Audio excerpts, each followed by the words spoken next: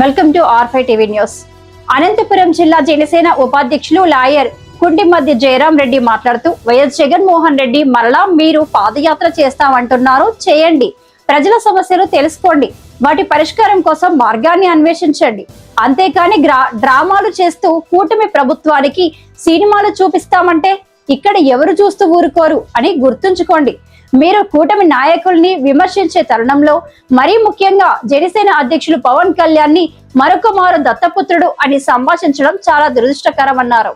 మీరే ఒక చెత్తపుత్రుడు అని మీ కుటుంబ సభ్యులే సాక్షాత్తు మీ అమ్మ చెప్తున్నారు. ఇది నిజం కాదంటారా?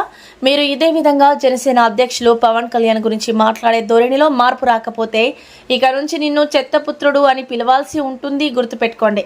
2019 ఎన్నికల ముందు అమరావతిలో నేను స్థిర నివాసం ఏర్పాటు చేసుకున్నాను. అమరావతికి భూసేకరణ అంశంలో 30,000 ఎకరాలు సరిపోదు, 40,000 ఎకరాల భూసేకరణ జరగాలని అసెంబ్లీ సాక్షిగా చెప్పింది మీరు. వాస్తవం కాదా? 2019 ఎన్నికల్లో గెలిచి 3 రాజధానుల ప్రతిపాదన తెచ్చి 3 ప్రాంతాలని ఎటువంటి అభివృద్ధి చేయకుండా రాష్ట్రాన్ని అల్లకోలం చేసింది మీరు కాదా? మరలా ఇప్పుడు కొత్తగా మావిగన్ అంటున్నారు. జై ఆంధ్ర, భారత మాతాకి జై. జగన్మోహన్ రెడ్డి గారు మీరు మళ్ళా పాదయాత్ర చేస్తామంటున్నారు. సరే, పాదయాత్ర చేయండి, ప్రజల సమస్యలు తెలుసుకోండి, ప్రజల పక్షాన పోరాడండి. అంతేగాని రోజు నేనేదో సినిమా చూపిస్తా, డ్రామాలు చేస్తా అనడం సమంజసం కాదు. జగన్మోహన్ రెడ్డి గారు మీకు సూటిగా ప్రశ్నిస్తున్నాం. 2017 అసెంబ్లీలో మీరు రాజధానికి భూ సమీకరణ చేసినప్పుడు మీరు ఆ రోజు సాక్షాత్తు అసెంబ్లీ సాక్షిగా ఇక్కడ 30,000 ఎకరాలు కాదు, 40,000 ఎకరాలు కాదని చెప్పిన మాట వాస్తవం కాదా? 2019 ఎలక్షన్స్ ముందు మీరు కావచ్చు, రోజా కావచ్చు, మీ పార్టీకి సంబంధించిన నాయకులంతా జగన్మోహన్ రెడ్డి గారు ఇక్కడ అమరావతిలో స్థిరమైన నివాసం ఏర్పాటు చేసుకుంటున్నారు, అమరావతి రాజధాని అని చెప్పి ప్రకటించింది వాస్తవం కాదా?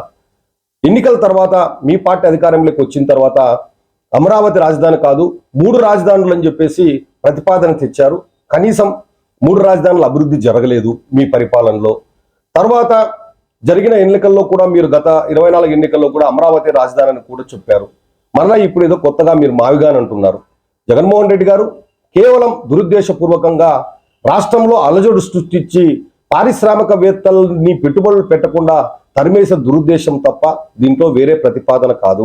మావిగన్ అనే ఒకవేళ అంశం మీకు ఆ 3 ప్రాంతాలని మచిలీపట్నం, విజయవాడ, గుంటూరును అభివృద్ధి చేయాలని సదుద్దేశం ఉంటే ఎందుకు మీరు 24 నుంచి దాదాపుగా అంటే 19 నుంచి 24 వరకు మీరెందుకు ఆ ప్రతిపాదన తేలేదు, ఆ విధంగా అభివృద్ధి చేయలేదో ప్రజలకు వివరించాలి. ఖచ్చితంగా జగన్మోహన్ రెడ్డి గారు మీ విధానాల్లో, మీ పద్ధతుల్లో మార్పు రాలేదు. 2024లో రాష్ట్ర ప్రజలు స్పష్టమైన తీర్పునిచ్చారు. మీ పార్టీకి దాదాపు 151 నుంచి 11 సీట్లు రావడానికి ప్రధానంగా మీరు మీ పార్టీ తీసుకున్న నిర్ణయాలు కారణంగానే ఈరోజు మీకు 11 సీట్లు వచ్చాయి. దాన్ని కూడా విస్మరించి మీరు మళ్ళా ఈరోజు కేవలం దురుద్దేశపూర్వకంగా ఈరోజు రాష్ట్ర వ్యాప్తంగానే కాక దేశవ్యాప్తంగా ఉన్నటువంటి ఆంధ్ర ప్రజలందరూ కూడా సంబరాలు చేసుకునే రోజు ఈరోజు. చట్టసభల్లో మరీ ముఖ్యంగా కేంద్ర ప్రభుత్వం 2 చట్టసభల్లో ఈరోజు బిల్లును పాస్ చేసి అమరావతిని పర్మనెంట్ రాజధాని చేసిన ఈ సందర్భంలో పారిశ్రామికవేత్తలు కావచ్చు, మిగతా పెట్టుబడిదారులు కావచ్చు, ఈరోజు ఆంధ్రప్రదేశ్లో పెట్టుబడులు పెట్టడానికి సిద్ధంగా ఉన్న తరుణంలో ఒక మావిగాన్ అనే ప్రతిపాదన తెచ్చి మీరు అల్లర్లు సృష్టిస్తున్నారు అనేది అందరికీ అర్థమైపోయింది. జగన్మోహన్ రెడ్డి గారు మేము అడుగుతున్నాం సూటిగా, మళ్ళా మీరు ఈ పోతురు ఎందుకు అధికారంలోకి రావాలో రాష్ట్ర ప్రజలకు వివరించాల్సిన అవసరం ఉంది. 2019 నుంచి 24 వరకు మధ్యమాంశంలో మనం చూసాం స్పష్టంగా.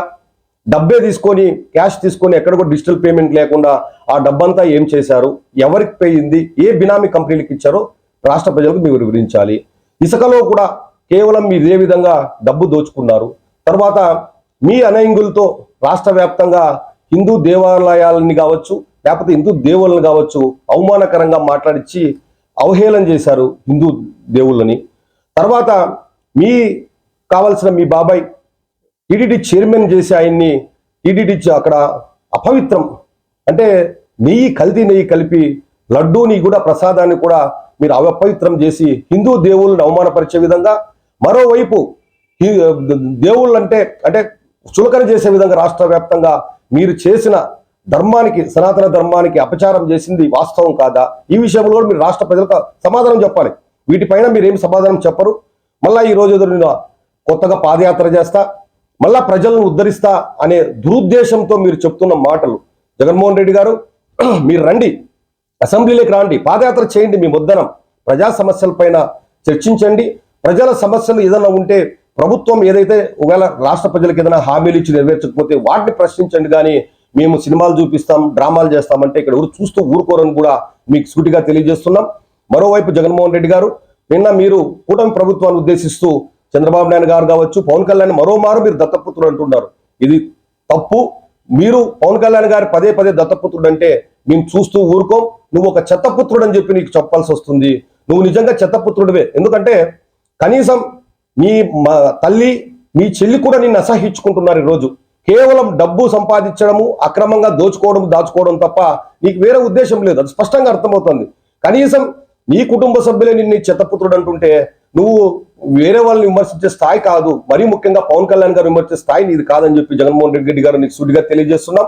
జగన్మోహన్ రెడ్డి గారు మీరు పవన్ కళ్యాణ్ గారి గురించి మాట్లాడేటప్పుడు చాలా జాగ్రత్తగా ఆచితూచి మాట్లాడండి. లేని పక్షంలో మీకు ఏదైతే గతి పట్టిందో 19 నుంచి 24 దాకా నువ్వు అధికారంలో ఉన్నప్పటికీ 24 ఎన్నికల్లో ఏ విధంగా నీకు గతి పట్టిందో అంతకంటే పుట్టగతులు కూడా ఉండవని చెప్పి కూడా నీకు తెలియజేస్తున్నాం.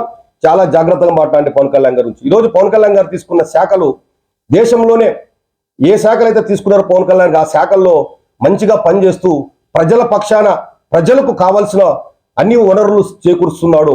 ముఖ్యంగా మౌలిక వసతులు గిరిజన ప్రాంతాల్లో కావచ్చు, రోడ్ల నిర్మాణ కార్యక్రమంలో కావచ్చు, అనేక పంచాయతీల్లో విప్లవాత్మక మార్పులు తెస్తూ ప్రజలకు మంచి చేస్తున్నారు. జాగ్రత్తగా గమనించుకోండి. మీరు పవన్ కళ్యాణ్ గురించి అవాకులు పెడితే మేము చూస్తూ ఊరుకోమని చెప్పి జగన్మోహన్ రెడ్డి గారికి తెలుస్తున్నాం. ముఖ్యంగా నువ్వు కేవలం దురుద్దేశపూర్వకంతోనే మావిగన్ అనే ఒక ప్రాంతాన్ని నువ్వు సెలెక్ట్ చేసి ప్రజల్లో అలా అలజడులు సృష్టిస్తూ ఆంధ్రప్రదేశ్లో పెట్టుబడులు రాకుండా చేసే క్రమంలో ప్రయత్నం చేస్తున్నావు అనేది మా అందరికీ స్పష్టంగా అర్థమైంది. ఇప్పటికైనా మీరు ప్రజల మనోభావాలకు, ప్రజల అభిప్రాయాలకు అనుగుణంగా పనిచేస్తారని ఆశిస్తున్నాం. జై హింద్, జై జనసేన, భారత్ మాతాకి జై.